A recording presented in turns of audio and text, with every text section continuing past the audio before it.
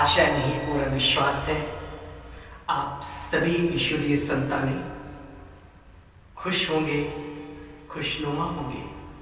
छोटी मोटी बातें आती ही रहती हैं, उनको नज़रअंदाज करते हुए अपने एक अंदाज में जिंदगी को सफल कर रहे होंगे। इन्हीं दिल की दुआओं के साथ श्रेष्ठ शुभकामना और शुभकामना भावनाओं के साथ आपके पास फिर उपस्थित आशा करता हूं आप हमारी बातों से सहमत ही नहीं लाभान्वित अवश्य होते होंगे और वही ऊर्जा, वही ताकत मुझे आपके पास पुनः लाने के लिए प्रयास करती है, लाने के लिए समर्थता मेरे अंदर जागृत करती है। तो आपसे एक छोटी सी गुजारिश है, समझदार के लिए सारा काफी है। जिन्होंने इस चैनल को सब्सक्राइब किया है उनको तहे दिल से धन्यवाद। और आगे भी आप अगर पहली बार इस चैनल पर आए हैं तो आपसे मेरी गुजारिश है, अगर दिल को छू जाए ये बात तो अवश्य सब्सक्राइब करना और अपने प्रिय मित्रों तक शेयर करने में पीछे नहीं रहना। बेल आइकॉन का ऑल पे बटन दबाकर सारी नोटिफिकेशन आपको प्राप्त होते रहें, सारे वीडियो आप तक पहुंचे, उसको भी भूलना नहीं। तो प्यारे मित्रों, मेरी माताओं और बहनों, युवा साथियों, एक बहुत ही छोटी सी स्टोरी लेकर आपके सामने आया हूं। ये स्टोरी हम सबके जीवन के लिए बहुत बहुत बहुत लाभदायक है। अति प्राचीन कहानी है, आप सबने सुनी भी होगी, लेकिन उसका अर्थ आज हम गहराई से समझेंगे। हम सब उसी क्षेत्र के रहवासी हैं, इसी धराधाम के, और यहाँ की हर बात हम सब पर कहीं न कहीं छोटे रूप में या बड़े रूप में लागू अवश्य करती है। नजरिया चाहिए, नजर चाहिए उसको महसूस करने का। तो आइए समय को देखते हुए आज हम सब अपने जीवन में स्टूडेंट से लेकर के बिजनेसमैन तक कोई न कोई लक्ष्य अवश्य चुनता ही है। बिना लक्ष्य के आप एक कदम जीवन नहीं जी सकते। आप घर से बाहर निकले कोई लक्ष्य लेके कि मुझे मार्केट में जाना है, लक्ष्य लिया ना, आप जाते हैं और वापस आते हैं। ऐसे आपने लक्ष्य लिया जीवन में, मुझे बहुत अच्छा इंसान बन करके अपने माता पिता का नाम रोशन करना है, लक्ष्य लिया, उसी प्रमाण आपके अंदर लक्षण आने शुरू हो जाते हैं। आपने लक्ष्य लिया मुझे बहुत पैसे कमाने हैं और बहुत लोगों की सेवा करनी है, दुआएं लेनी है, तो आप उस रास्ते पर ऑटोमेटिकली वो आपके अंदर विचारधारा, विचारों का प्रवाह चलने लगता है। सभी लक्ष्यधारियों से मेरे एक अनुरोध है, और अनुरोध तो क्या, कई लोग कहते हैं भाई साहब बात तो आपकी बिल्कुल सटीक है, लेकिन अब लक्ष्य तो ऐसा संसार में कोई है नहीं जो लेता नहीं है, लेकिन सारे लोग सफल नहीं होते। क्यों? रीजन यही है कि वो लक्ष्य तो ले लेते हैं, ड्राइवर की सीट पर ड्राइवर बैठ गया, जिस स्थान पर पहुंचानी है बस उस लक्ष्य को लेकर के, लेकिन जब वो सफर में चलता है तो आपने महसूस किया होगा कि जीवन में बहुत सारे पड़ाव, बहुत सारे ऐसे मुसाफिर आपके संग आ जाते हैं। कहते हैं चाय पियो बैठ के, थोड़ा विश्राम करो, प्राकृतिक हरियाली आपको अपनी तरफ खींचती है, प्राकृतिक बातें अपनी तरफ खींचती है। जो मनुष्य उन बातों में फंस जाता है वो अपने लक्ष्य तक, गंतव्य स्थान तक समय पर नहीं पहुंचता, या तो पहुंचता ही नहीं, भटकने के 80 नहीं 99.5% उसके चांस रहते हैं। तो प्यारे साथियों, एक छोटी सी स्टोरी हम सब के लिए जो बहुत ही लाभदायक है। एक बार की बात है, एक व्यक्ति बचपन से उसने लक्ष्य लिया कि मुझे इस गृहस्थ जीवन में कुछ मजा नहीं आ रहा है। उसके बावजूद भी उसकी शादी हुई, बच्चे हुए, और आप जानते हैं बच्चे थोड़े बड़े हुए, वो जो संकल्प था उस व्यक्ति का, व्यक्ति विशेष का, वो ताजा होता रहा, वो रिवाइज करता रहा बार बार, कब मौका मुझे मिले और कब मैं चलो। मुझे याद है उसके अंदर दर्शाया गया है, शब्दों की जो शब्दावली उसमें डाली गई, उसमें कहा गया कि एक दिन ऐसा आता है कि वो व्यक्ति पूर्ण रूप से उस लक्ष्य को, उस संकल्प को साकार करने के लिए तैयार हो जाता है, अर्थात अपने माता पिता, अपने बच्चों से और अपनी अर्धांगिनी धर्मपत्नी से बाकायदा इजाजत लेता है और चलता बनता है। सभी इजाजत देते भाई आपने इतना ऊंचा लक्ष्य चुना है तो भले हम आपके रास्ते के रोड़े नहीं बनेंगे। अनेक लोगों ने उसे विरोध करने की बजाय सहयोग दिया, साथ दिया और कहा चिंता नहीं करना, जीवन में कभी कोई दिक्कत आए तो हम बैठे। ऐसे लोगों का भी दिल से शुक्रिया जो श्रेष्ठ मार्ग पर चलने वालों का साथ देने की बात करते हैं, कंधे से कंधा मिलाते हैं, अपने संकल्पों की ऊर्जा प्रदान करते हैं। ऐसों को नमन करना चाहिए। व्यक्ति चल दिया, चलते चलते चलते चलते अपने गुरुवर के धाम, किसी जंगल में नदी के किनारे जहां पर वो बैठे थे, उस तरफ का रास्ता उसने चुना।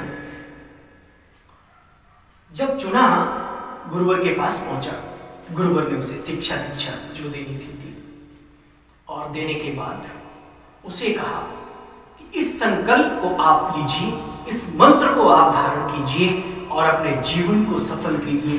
अपने जीवन को नहीं, संसार के लिए हितकारी और कल्याणकारी आप अपने इस जीवन को बनाइए। लेकिन उसके लिए आपको एकांत की आवश्यकता है। आप एकांत में फलावट वृक्ष के नीचे जाइए और वहां बैठकर तपस्या कीजिए। लेकिन एक बात याद रहे, किसी को हानि ना पहुंचे आपके जीवन से, उसके लिए उन्होंने एक बात कही, दया धर्म का मूल है, पाप मूल अभिमान। ये बात उस व्यक्ति के अंदर बैठ गई, चलने लगा। चलते चलते जब वो प्रचंड तपस्या करने के लिए चला, आप समझते हैं कि ईर्ष्या जीवन के हर क्षेत्र में काम कर रही है। इस समय पर बड़ा भाई बढ़ रहा है तो छोटे को दिल में दर्द होता है। पड़ोसी की उन्नति एक दूसरे पड़ोसी को हार्ट बीट थोड़ा तेज कर देती है। ये जीवन में आज से नहीं, इतिहास गवाह है। बड़े बड़े प्रतापी राजा जो हुए, उनकी घरेलू जो स्थितियां रही वो इसी टाइप की रही। उसके बावजूद भी उन्होंने उन स्थितियों को, परिस्थितियों को पार किया और अपनी संसार में अपने आप को घोषित किया, अपने लक्ष्य को प्राप्त किया। लेकिन ये व्यक्ति समझ नहीं पाया कि जो गुरुजी ने कहा दया धर्म का मूल है, ये क्या है। चलते चलते कुछ कहते हैं दैवीय, प्राकृतिक, कुछ ऐसी बातें हुई कि वहां पर एक छोटे छोटे नन्हे नन्हे खरगोश के 2 बच्चे, छोटे छोटे नन्हे छोटे सफेद, उसने भी सफेद वस्त्र धारण किए थे, मेरे जैसे नहीं, मतलब मेरे से बहुत अच्छा। उसने कहा अरे इसके माता पिता तो है नहीं, ये खरगोश के बच्चे हैं, क्या करें। ओ कहीं जंगल में भेड़िया आ गया या कुछ ऐसा कुछ हुआ तो ये तो बेचारे मारे जाएंगे। गुरु की बात याद आई, दया धर्म का मूल है, पाप मूल अभिमान। तो इन पर दया की जाए। आपको याद होगा कि लक्ष्य से भ्रमित सिर्फ विरोधी बातें या विरोधी लोग ही नहीं करते, कभी कभी आपके अति प्रिय, अति श्रेष्ठ लगने वाली बातें भी आपको दूर करती हैं। उस बात को ध्यान में रखते हुए जब उसने उनको उनकी तरफ हाथ बढ़ाया तो दोनों बच्चे हाथ ले आए। ये मायावी चीज थी, लक्ष्य से भटकाने वाली बातें थी। एक उसमें खरगोश का बच्चा और एक नर मादा दोनों थे। उसने कहा तपस्या तो ठीक है, लेकिन सेवा तो सर्वोपरि है। वो भूल गया कि अगर उसे यही सब करना था तो घर परिवार क्यों छोड़ा था, वहां रह के भी तपस्या कर सकता था। लेकिन उसने उन दोनों को ले लिया, बट के वृक्ष के नीचे गया। जैसे ही वो ध्यान में तल्लीन हुआ, मंत्र को उसने उच्चारण करना शुरू किया, एकदम उसका कनेक्शन ईश्वरीय सत्ता से टूटा। उसने देखा अरे हम तपस्वी हैं, हम अभ्यासी हैं, लेकिन इनको तो दूध भी चाहिए।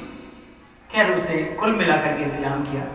और प्यारे दोस्तों, प्यारे भाइयों, सारांश आप समझ गए होंगे इस कहानी का कि धीरे धीरे कहां तो वो तपस्वी बनने चला था और धीरे धीरे क्या हुआ, उनकी पालना में इतना लिप्त हो गया कि 2 बच्चों की बजाय कम से कम न जाने अनगिनत कितने खरगोश हो गए।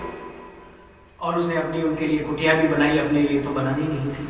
और कुटिया में खरगोश की खुशबू समझते हो आप कैसी होती है। एक दिन गुरुदेव ने देखा कि हमारा शिष्य तो सफल हो रहा होगा, जरा देखिए तो ध्यान मत। तो जैसे ही उन्होंने ट्रांस में जाकर के देखा, ये क्या, चले थे हरिभजन को पालन लगे खरगोश। अरे वाह, पहुंचे, बोले बच्चे ये क्या है? बोला प्रभु मैं भी नहीं समझ पाया आखिर ये है क्या। चले थे तपस्वी और ये चरवाहे बन गए हमें पशुओं के। तो प्यारे भाइयों और बहनों, आपसे बस इस कहानी से हमें जो निचोड़ निकालना है जीवन का, वो यही निकालना है, प्रभु प्यारे बनो, चरवाहे न बनो। अपने लक्ष्य को अगर धारण किया है, उसमें बहुत मनमोहक चीजें भी आती हैं।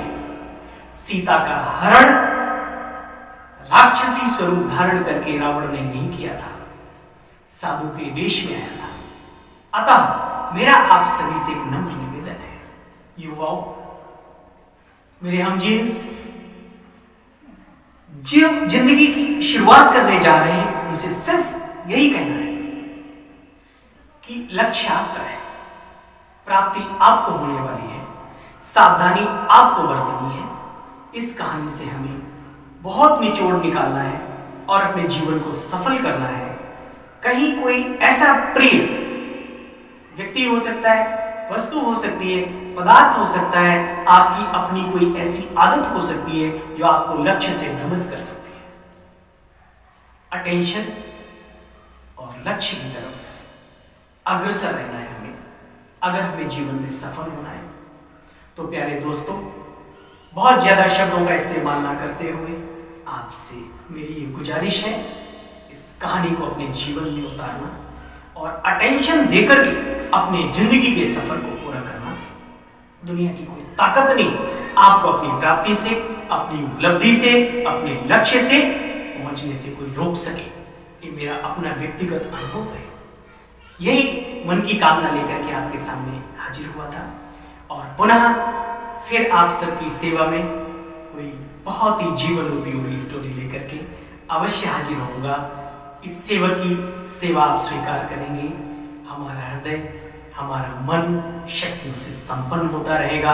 आपका मैं सदा कृतज्ञ रहूंगा, आभारी रहूंगा। इन्हीं शब्दों के साथ मैं अपनी वाणी को विराम देता हूं। जय हिंद, जय भारत, वंदे मातरम, ओम शांति।